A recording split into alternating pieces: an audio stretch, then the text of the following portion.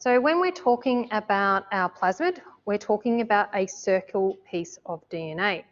If I come along with my scissors, which are my restriction enzymes, and do one cut, how many bands would I see? So how many bits of DNA would I have?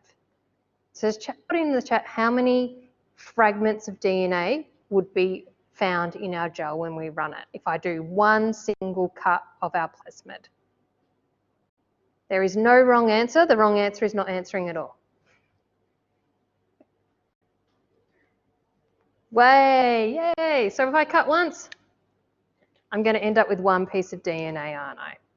So in order to get our little piece of DNA out, I need to make 2 cuts. Now there are bits of DNA, or sorry, some restriction enzymes that do 3, 4 cuts. In this case with our Echo R1, we're only doing 2 cuts, so we end up with our target DNA and our plasmid.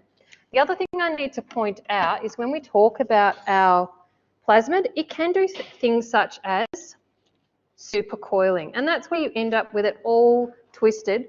When it comes through the gel, that supercoiled one will move faster than your bigger piece of plasmid DNA. The last thing I want to show is my arts and craft. I'm very proud of my arts and craft. And we're just going to move the camera in just a second, so bear with us.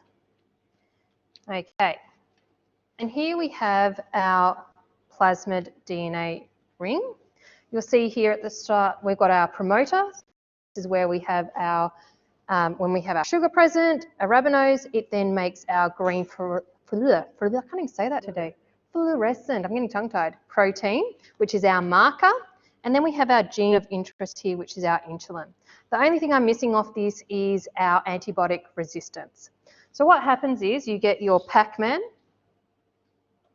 your restriction enzyme, come in, and it bites through this one, and we end up getting what we call a sticky end. Can anyone tell me what the other restriction enzyme cut or end is if it's not sticky? What's the other one called? Woohoo, look at you all go. You guys are pros, well done.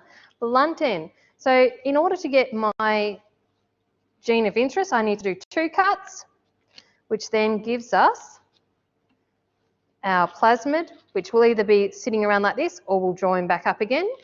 And then you've got your gene of interest, which will sit, or sometimes it will join up as well. Well done, you guys are pros.